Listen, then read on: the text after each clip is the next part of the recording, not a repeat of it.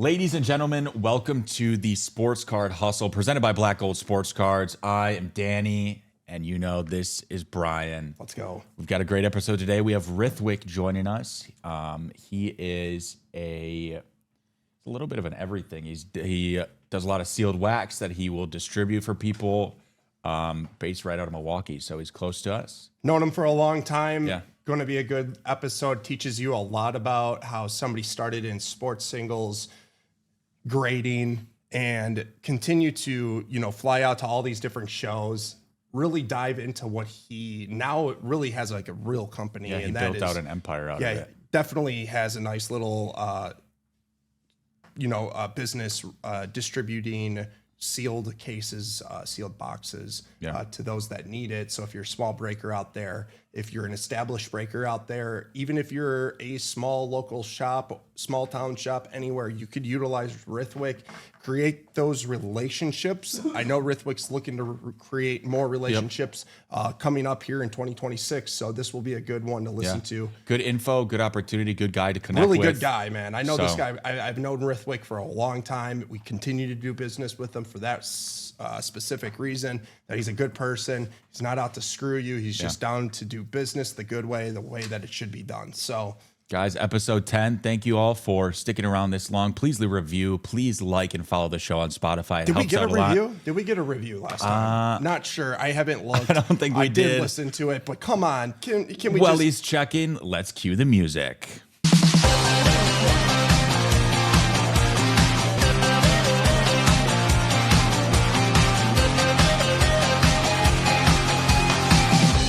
Welcome to the 10th episode of the Sports Card Hustle presented by Black Gold Sports Cards. I am Danny, marketing manager, alongside Brian, as usual, owner and operator of Black Gold. Today we are joined by the owner of RM Sports Cards, one of the great business minds in the hobby, local from Wisconsin as well. Thanks for joining us, Rithwik. Thanks for having me, guys. I really appreciate it. Anytime. I was excited. This was spur of the moment, so super happy, super stoked that you could join. And we're gonna go over a lot of good sports card things that people don't really see. It's a lot of behind the scenes here, fellas. And why don't we just get right into it? So thank you for joining us. If you want to give a little context to viewers at home, a rundown of what you do in the hobby, how you got started and everything like that, that would be awesome. Yeah, absolutely. So I started in the hobby when I was right around 17, 18. I was finishing up junior year in high school, going into senior year. I was watching a lot of Gary V's content on singles and what to buy and stuff like that, but I didn't have a lot of money to start out with. So I was, flipping smaller cards at shows, buying on Facebook, getting in the Facebook groups, like making team lots and selling all sorts of stuff. So that's kind of how I started.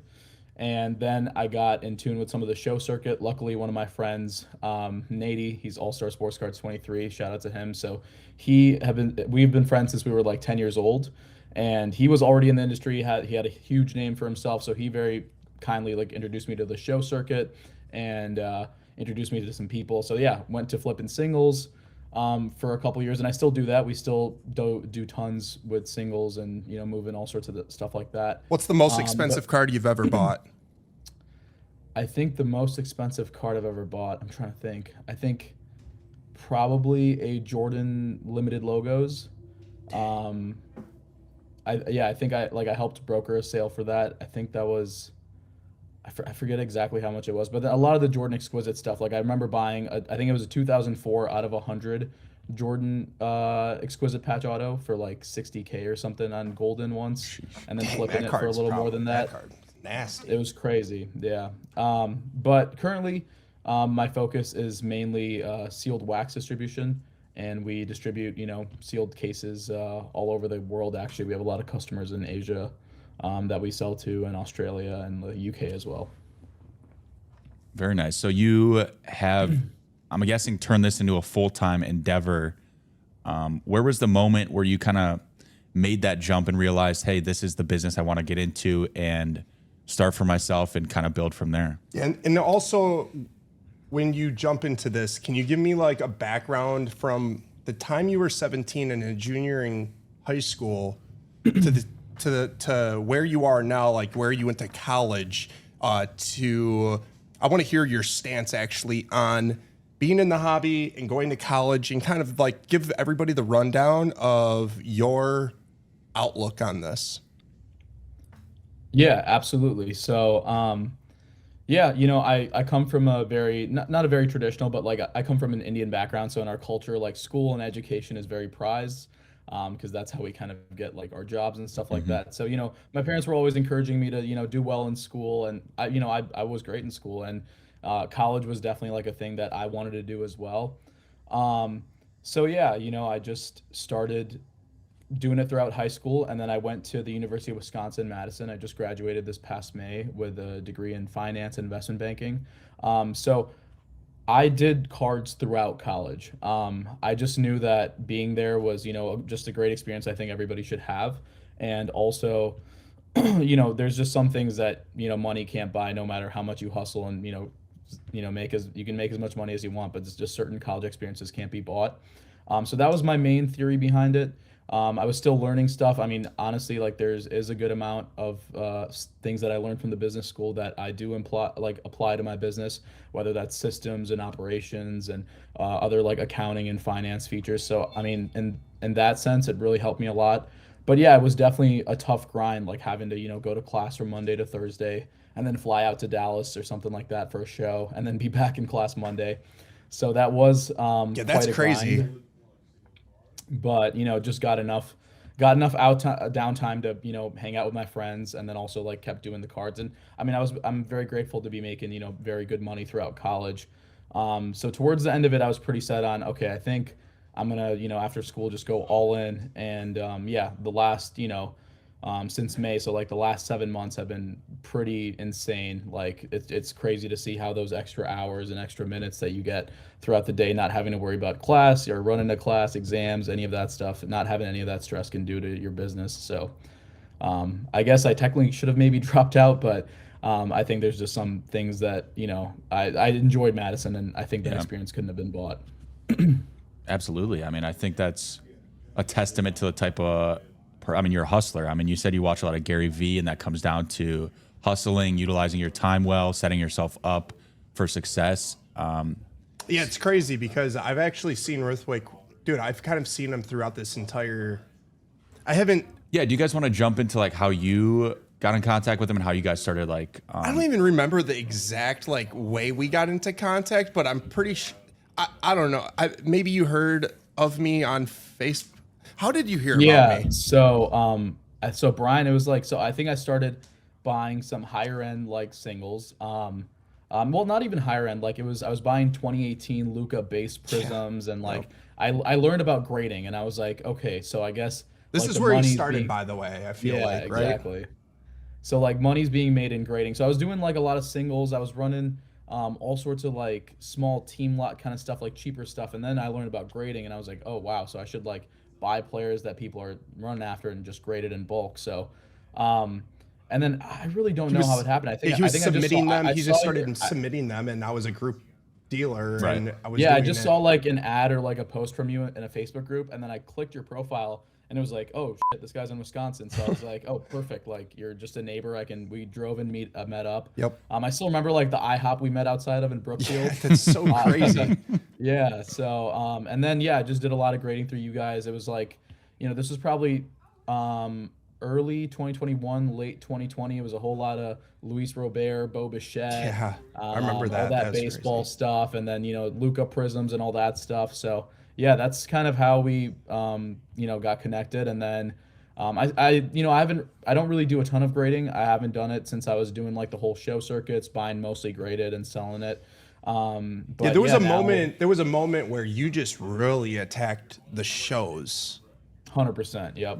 What shows did you? I know you said Dallas. What did you go to Dallas? How many times did you go there? Or did you go to any other ones continuously, religiously? Man, I can't remember. Well, I think Dallas has definitely got to be at the top of the list. I mean, I go to pretty much every Dallas show. I mean, I think 2022 till now, I've probably hit like 90% of the shows, if not more. Just because that show's always been good for me. And you were doing this while you were in college too, right? Yep. Holy exactly. smokes! Imagine flying out, what, every month? Yeah, they do it like every 3 months, maybe Every now. I three think they do like months. 4 or 5 shows a year or something like that. But Man, then if you're I was doing all flying, the other shows too. I was doing the shows in LA, in New York, pretty much everything besides like I think the Philly show is the only show that I've actually never done off the top of my head. But that's a pretty good show Chantilly I've and heard all those though. ones. Yeah, I think you're right. The Yeah, I Philly mean, shows, I've never been I there don't know either, much about so it. Yeah. crazy. So he's going a lot. He's going like, dude, he's kind of in the same boat as me where we were kind of like new into this roughly right around the same time. Maybe he was a little bit after me, but not by much. Yeah. And like he really didn't start with all that much money. And you can see here, he's gone from like not much to running a huge business actually. Like you're right now with the sealed wax, like you would consider that a pretty large, like it's not a small business, Yep. I don't think Yeah, really. we're set to distribute 8 figures this year. Dude, that's crazy, man. That is actually crazy. And guys, going to college, yes, important, fun, optional, yes, probably. It kind of depends where you stand in life, but is it necessary to go to college to do what he's doing? No, probably not. And I think he would say that too, but it definitely teaches you some things Yeah. that you can't. Well, and that's yeah. the thing too. Like your major was finance oriented, business oriented, so that I mean it overlaps specifically in this like instance. So one of my main questions is this: is obviously keeping names and everything like that on the low. How many different companies do you think you do business with throughout a whole year? How many That's a breaking real companies? How many shops? How many? I mean, yeah, I mean every. Yeah, that's a really tough question to answer. I mean, my approach with this whole thing was, I came from card shows, and relationships are what drives this business. Like that's something I learned very, very early on. And that was part of the whole lesson where I was like, it's okay to take a loss, and like it's okay to like just do it to build business with an individual. So off the top of my head, I couldn't tell you how many companies we do business with, but we sell to pretty much all the big breakers, on all platforms, and then we also help out a bunch of smaller breakers, and then we do a ton with overseas guys. So I really don't have a number off the top of my head, but yeah, it's a lot of people, and our focus has always been to have great relationships, and like almost provide like an individualized approach with a lot of our customers. Like we communicate so effectively, whether it's me on my phone or if it's like my younger brother that's like letting me know that, hey, this person's looking for so and so. Like we just always try to communicate faster and quicker than anybody else in the business does. And we just try to like individualize this approach, but also like provide enough scale so where it's Yeah. like having a relationship with us is like worth it for both of us. And yeah, I couldn't really tell you exactly how many companies we do business with, but it's a lot. I mean, a lot of the top Yeah, I didn't know if guys you and actually even had the a smaller number guys, on yeah. that or not. That was- Yeah, I mean, maybe at the end of this year, I'll look through our books and see how many different customers we have. And would But you say you built a lot of these clients through going to the shows, or like word of mouth, friend of friend? Like how? Yeah. Because I'm sure you have a giant client list at this point. So how did a lot of that build? So at first, I mean, I'm trying to think here. Like I was thinking about this before the podcast. So I came from cards, so a lot of the guys that do shows, a lot of them have shops, and that's how I got connected and like learned about wax and how it moves and how to price it out and stuff like that. And then we just I made one sale to like somebody, like a breaker, for example. Yeah. And then what I would do is I would just keep in touch with them and be like, hey, this is your order. Hope it came in well. Yeah, let me know what you need. And then, sometimes if they didn't respond, I'd check in again. Like, so we Yep. kind of started out by relentlessly checking in. And then, with our community, I love the sports card business and the community because, nobody's really like, I feel like people are very friendly and like they're willing to give a helping hand. So if there's something that I have that, for example, one breaker can't use, that guy is happily calling his buddy who's also a breaker with a separate company and being like, hey, Rithwik, this guy needs so and so, and like kind of just helping Yeah. me build that connection. So I think that's how like a lot of this happened. Yeah, so it wasn't like me. There was a couple breakers and stuff that I like cold DM'd, just to like, try to build a relationship. Right. But yeah, for the most part, it was like a lot of word of mouth because, in our business, it's like if somebody's doing good business, whether it's you're selling high-end singles, whether you're, selling wax, or even whether you're selling memorabilia, like having a good name is something that's like, very fruitful and Yeah. something that means a lot in this business. So people really like, like to transfer that to, their other friends and stuff. So that, I 100%. think it's great that we have a very supportive community that like is always looking out for each other. Yeah. Well, congratulations on even building your business to that point, because that's pretty awesome. So this is an interesting question. Since you handle like a lot of you do business with a lot of breakers and shops, I would say we're a big breaker, Black Gold Sports Cards.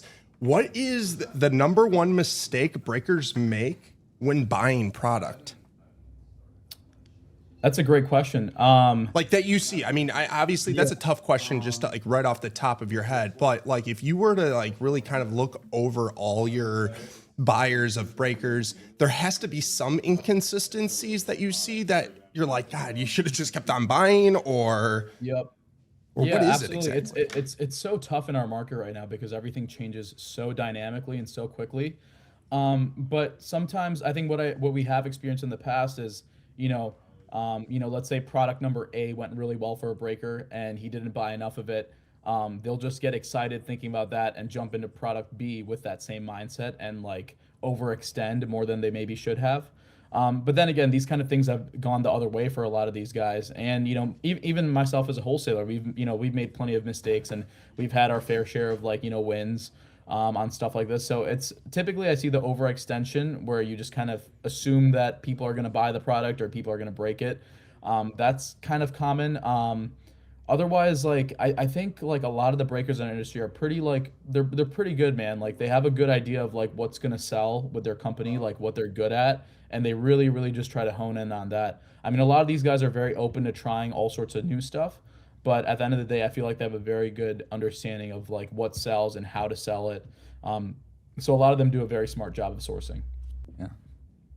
That's great. That's a crazy, yeah. It's a crazy game, honestly, if you really think about it. I mean, I don't even know. I was trying to like take a note from what you said right there.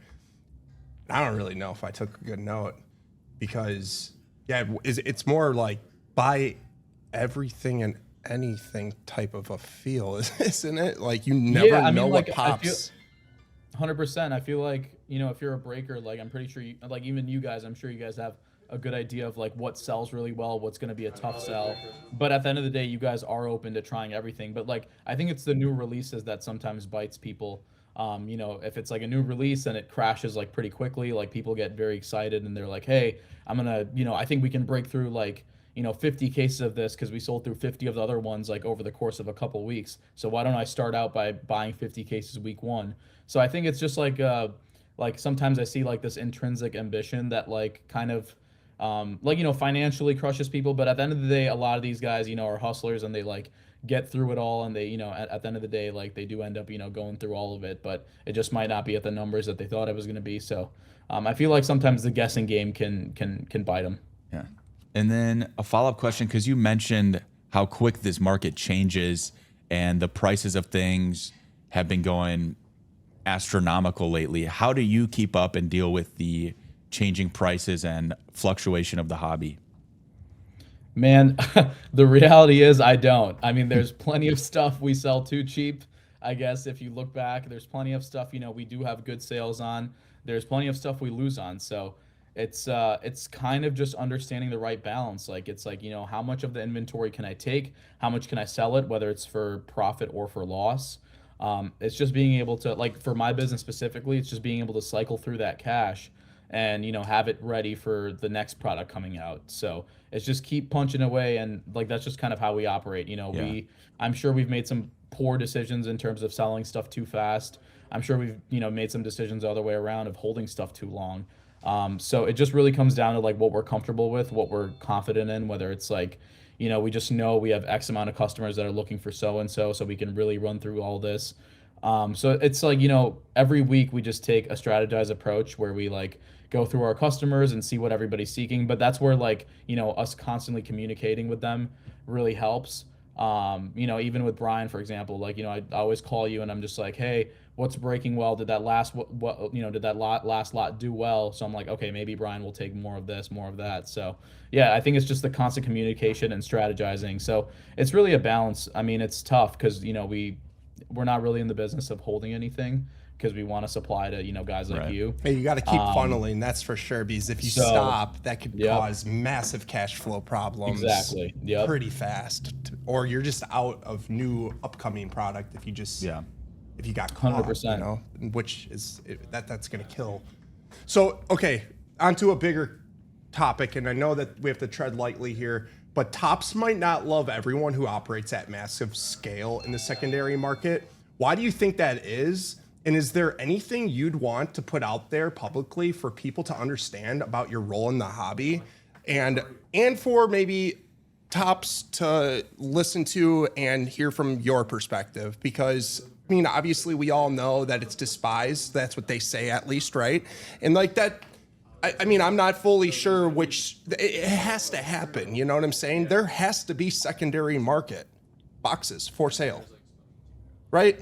It has to happen, because when we reach out and can we get more? Can we get more? No, where do we get it from then? I don't know. Yeah. Like, how does it, what goes through your head when this stuff comes up? Yeah, it's definitely a tough question.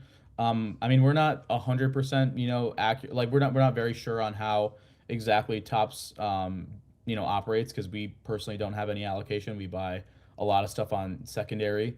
Um, so yeah, it's very tough. I think what Tops is doing is, in general, good for the hobby. It seems like a lot of the people that I meet at shows that have, shops and our breakers are pretty content with what they're doing and how they're distributing, and they're like, they're doing a good job of getting the product to customers. But yeah, it's like, when the first round of distribution like ends and people just need more, that's when I think they come to guys like us and companies like, what we run. Yeah, I mean, I'm not too familiar with how Tops operates exactly because I don't have any allocation, so I can't really comment on what they can improve, to be honest. But it seems like they're doing, good things for the hobby in the bigger picture. And I'm sure there's going to be things that are going to be changed and tweaked throughout the upcoming years and months. Absolutely. That's a good way to put it. And so, okay, so narrowing it down on your end, what's the best way to create deals of getting product? So for those people that are listening to this, they're like, oh, I like the concept of what Rithwik does for his company. Well, how does he get the product? How did you create the relationships with those that may or may not have allocation, or those that got the boxes from tops.com on the drop? And that's a great buy. Usually, I mean, based on what I see, 90% of the buys off tops.com are actually good buys. They go up in price. But what did it take to really establish those relationships and all those relationships? Because you got a lot. Yeah, I think it just came down to, it's exactly what I learned as a 17-year-old at my first card show. Like, your word is everything. And, the better business you do with people, the more trust you have, and people want to come to you. You know what I'm saying? So we pay pretty quickly to all our we pay our suppliers very quick. We, provide labels, and we just make deals easy for people. And then at the end of the day, I'm proud of the name that we've built, and people trust us. So I think they just keep coming back. They just know that they're like, hey, he'll buy stuff. Like, sure, he'll probably want all my good cases, but, we buy plenty of garbage as well. Like, if we're taking on, a bunch of, NT football cases, we'll also buy, random Disney or random Labubu Chrome, like that kind of stuff as well. So, I feel like we're able to provide liquidity in like a fast way, which is nice. But at the end of the day, money aside, relationships aside, well, sorry, not relationships, like just money aside, because money can't do a lot of it. Like, there's plenty of guys that have, much bigger operations than I do. But I just feel like I'm really proud of like the relationships that we've built, whether it's been, meeting people at shows or meeting them online, or meeting them just like via mutual friends and stuff like that. So like really, really approaching clients as not just clients, but as like friends and like almost family with some guys, Yeah. because we've been doing business for so many years, has, played out to be really, really helpful for us, I guess, in the business space. But I mean, we're very genuine, we're very transparent with everybody we work with. And at the end of the day, it's like the last thing you want to see is like people lose on stuff, whether they're buying from us or selling to us. And, we just want people to feel good after every deal. So it's Right. like, we did our part, you did your part, and this is just a very smooth deal that's done very easily. And, not a lot of haggling happens.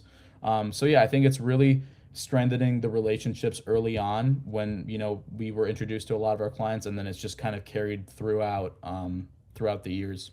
Yeah. And I think that's good sales advice for any industry, not specific to cards. It is just about, building relationships, keeping those relationships intact and strong and healthy.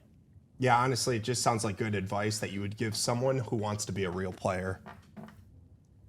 That's seriously what it came down to. Like what you just said is like, hey, if somebody's looking to get into the hobby and be a real legit player, that's perfect advice. I don't know. That's how I took it. So, okay, so if you were starting today with 100K, what would you do differently than 5 years ago? I would not be as scared as I was. So it took me a long, long time to buy my first like graded slab, which was I think a base Tyler Hero Prism PSA 10, like right when they were doing the like the finals and stuff in the bubble. Oh yeah. So I think, yeah, just having that fear. I mean, like I don't come from a very like rich family, and like the money I used to start was money that I saved up coaching kids how to play chess, and I grew up like playing chess professionally. So like the small amount of prize money that I had lying around is what I used. But maybe I should have like gotten a credit card and gone a little crazy, but not insane. But I mean it's very tough to say now, but yeah, I would definitely believe in the industry a lot more. But that's also very easy to say now because I've been doing it for so many years. Right. So it is a very nerve-wracking thing. But yeah, I think just being a little more ambitious at the start is probably the advice I would give to myself. I mean, I guess the amount of money I have doesn't really matter because I know people now that are starting with a couple $100, couple $1,000. So I think just like having the belief and like just having a little tolerance for the risk Yeah. is what I think can benefit to anybody that's looking to get into this industry. Regardless of how much money you come in with, I think it's just having the confidence in like the markets and having the confidence in the research and studying you've done.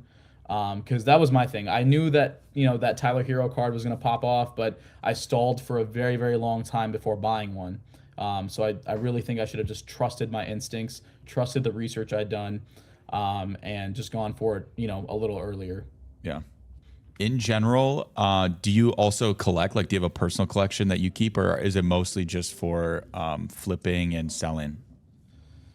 So I'll be fully transparent here. I don't have that big of a personal collection. There's like, a couple small things there, but like, when I started out, cards were at the peak. So, Yeah. like for example, the Jordan Exquisite that I mentioned, that was, 60,000. I think that card's, don't quote me, but I think it's somewhere between like 20 to 40 now. But maybe it's gone up because all the Exquisite stuff's been going nuclear recently. And when he says that, guys, so, take that really lightly. What he is saying is that the market was higher. That doesn't mean that the market has necessarily dropped. It just corrected. Absolutely. Like the Jordan PSA 10, I think at the time was selling for like 600 to 700K. That card I think is sitting right around $250,000 now. So I got into my first show, which was I think spring or summer of 2021. I skipped my AP exams senior year of high school, and I was like, all right, I'm gonna go do the show circuit. I'm gonna go to these shows. I don't really care about these exams. Like my grades are good. I got into college, whatever. So 2021 was a very interesting year where I saw a lot of people. My mom and dad would seriously kill me if I ever. Dude, this guy went to Madison, guys. Just for those that don't live in this state, Madison's like everybody nationally should know about Madison. It's like one of the best schools in the country, guys. For academically, you got to be good. You got to be really smart. Dude says he skipped all this. That's awesome. So yeah, I skipped my high school AP exams, and 2021 was a time where I saw a lot of people make a bunch of money, and then I saw a bunch of people lose a bunch of money. So this goes back to the PC question, because at the time I was learning the cards, I was seeing what I liked. Like, I love the big bold blue, like Jordan autos, the Kobe autos, the duals, but they were also crazy priced. So even when I bought one, I still had a little, I had a little fear in me, and I was like, oh man, maybe I should just like make a little profit and sell it. So yeah, unfortunately, I don't have that vast of a PC. I have a couple autos here and there. Just because the prices, they're still pretty crazy. Like, to buy. It just nice depends. Jordan. Yeah, it's not exactly. like you have what's like your Bull PSA 10 selling for a Right, couple exactly. hundred anymore. Yep. So it's like, having like, I had to make a decision. I was like, hey, do I really like want to make this like a work job type of thing where I just learn the industry, learn the markets, but for that I need to sell. You know what I'm saying? Right. So, now that I can, afford to, I'll keep a couple autos and stuff here and there just because I like them. But nothing, nothing crazy, like some of these collectors out here. And, I think a lot of these guys are doing a great job of, picking up nice portfolios, building them, and like maintaining them in a really nice way. So I think there's a lot of smart people out here to learn from. But personally, like, I'm just, focused on the wax side of things currently. Like, I do hold a couple cases of things that I think are good long-term holds. So I think that's where my collecting comes into, rather than like specific singles. That makes total Yeah, sense. for sure. So with that being said, what's coming in the next 12 to 24 months that most people aren't prepared for? I know this is actually a super tough question, but I know that everybody that is like running a legit business in this hobby usually thinks about, we have to be ahead of it, right? So what is the thing that you think? Yeah, absolutely. I think we're going to personally see a lot of breakers coming into the industry, like whether it's, existing guys scaling up tremendously, or if it's like brand new guys that are trying to, build a name for themselves. Like, for example, the other day, like one, a guy that I went to high school with, I just found out that he's been breaking on Whatnot and stuff like that. So I think, the breaking side of things is actually growing tremendously. And I think people are going to need more wax than they expect to need. So I think people, because with wax, it's like a lot of stuff is like last minute, and it's a lot of just based on like what's available, like on a daily basis, right? Like if I have something in stock, I'll call Bryan or someone else, and I'll be like, hey, I got this. Do you want this?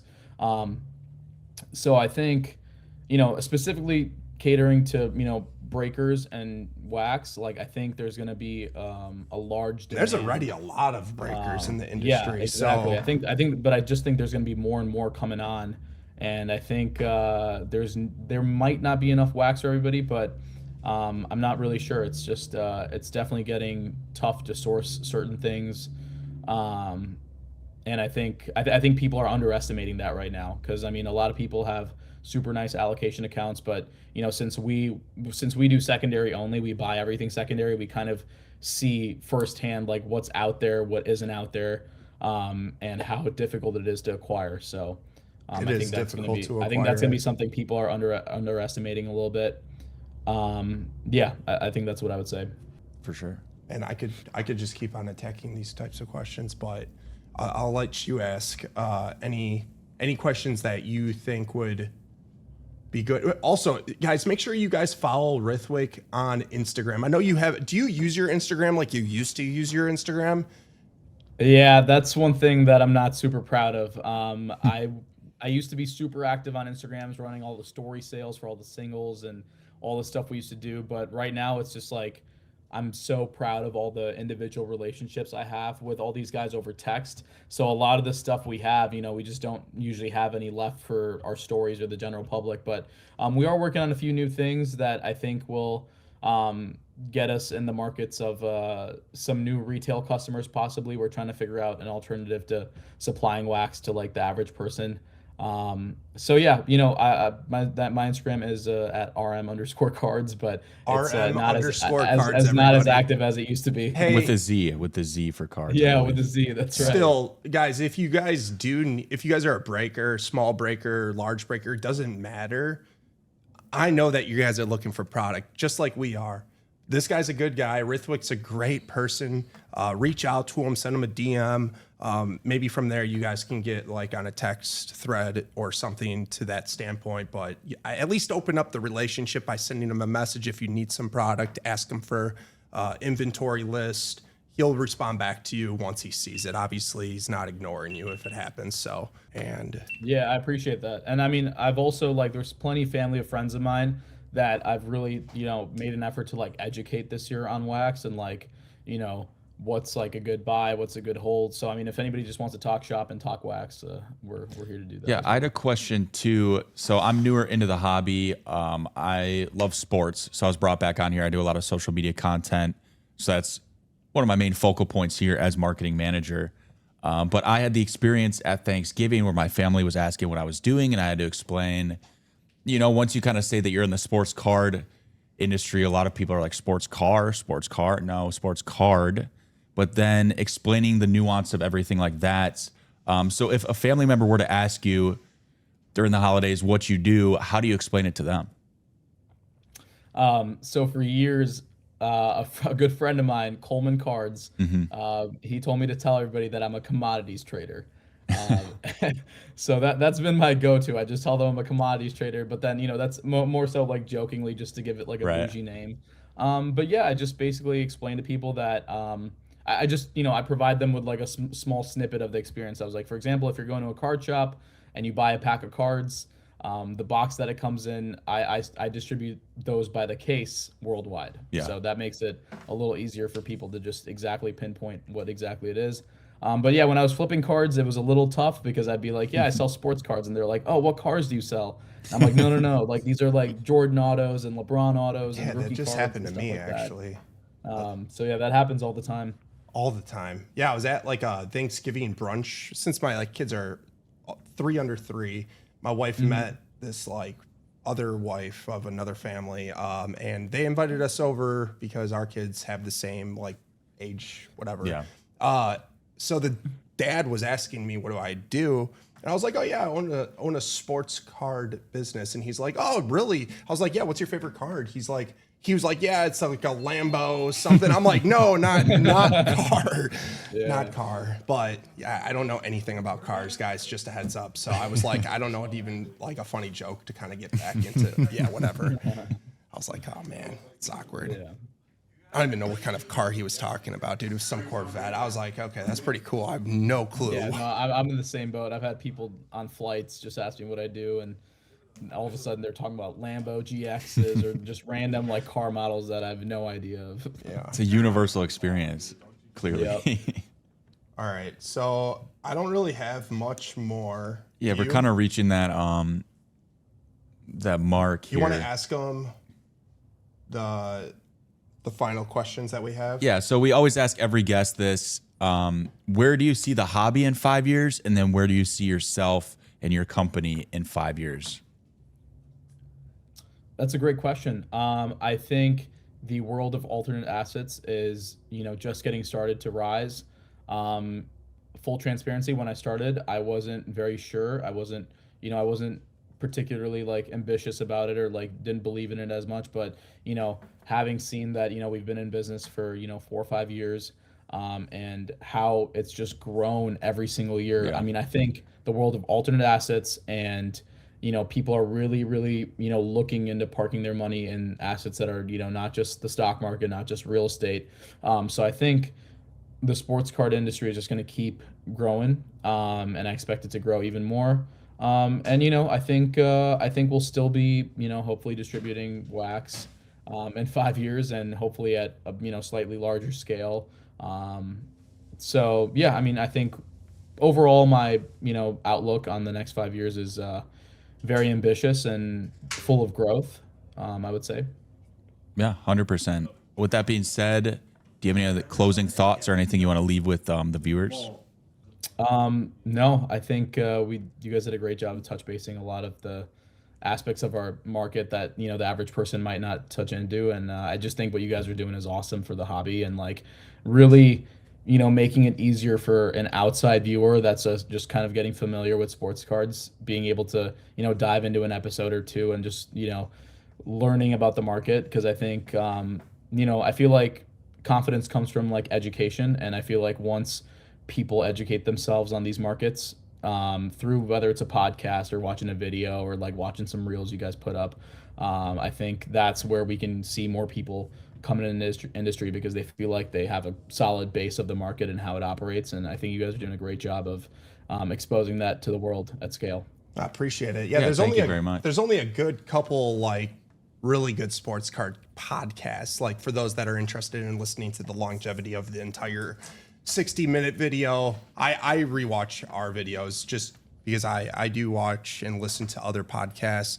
But yeah, you're right. I mean, this is definitely needed. I think that more podcasts are needed just so you can get those different aspects and different opinions from other people. There's so many different opinions and attacks on the market. Yeah. And yeah, this is definitely a good one because this is a huge thing. It's either you're buying singles, either you're opening boxes, or you're buying sealed wax. And we really we haven't hit on this specific. No, this was interesting for even like me to hear. Like I just like uncovering the other aspects of the business like that you might not think wax, about. Like we've never sealed boxes. For those that don't know the lingo, wax equals box, just a heads up. Yeah, it's definitely interesting. And crazy game. Rithwik, what is your next show that you're attending? I believe the next show is going to be Dallas. I think they have one early January. I haven't gotten a chance to look at the calendar. I've just been busy with some of the holiday stuff. But I believe Dallas is going to be the next show for me. And guys, if you want to hit up Rithwik at the show, where are you going to be? Like, where are the spots that you hit up? I kind of am always like a free mover at the show, so I'm kind of all over, but you can always DM me.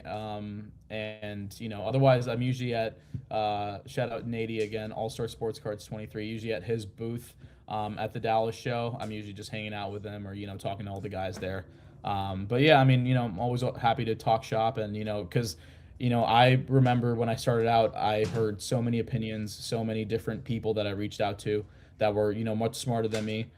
For advice, and our industry is honestly, this is what I love about it. I feel like we all are always helping each other out and always open to, sharing knowledge, very freely without holding anything back. There's not a lot of gatekeeping that happens in our business.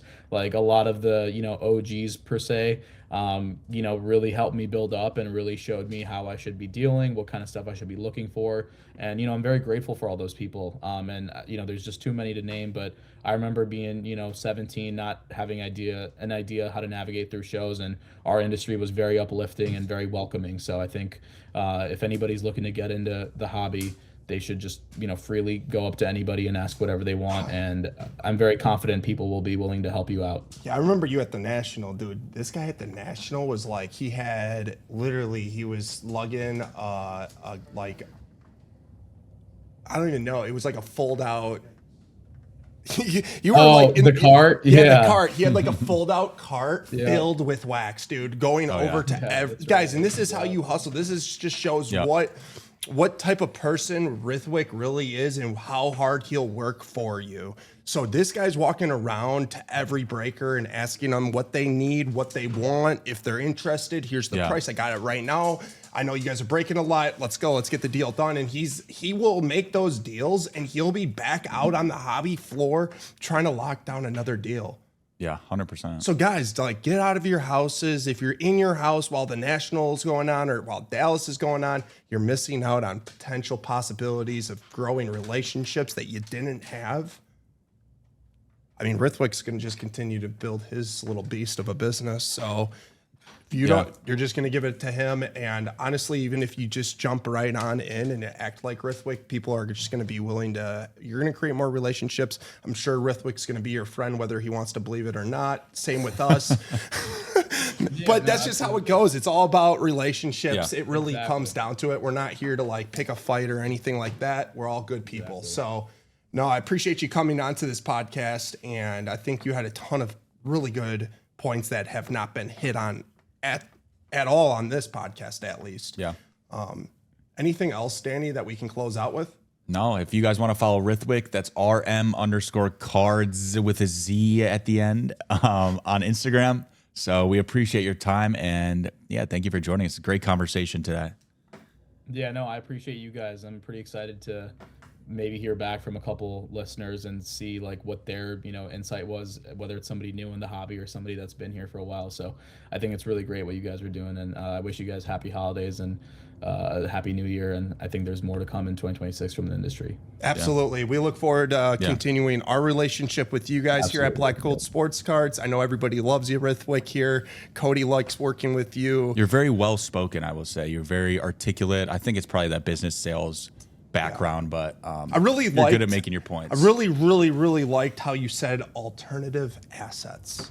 It's a great buzzword. Dude, that comes from he is very smart, guys. And it's funny because he is right, though. It is sports cards is an alternative asset. These boxes are alternative assets, and that's just 100%. A really good way of putting it. Yeah. Well, thank you for your time. Yeah, appreciate you, man. Absolutely. Appreciate you guys. I'm sure I'll see you guys soon. Absolutely. And, yeah, happy holidays. You too. Take care.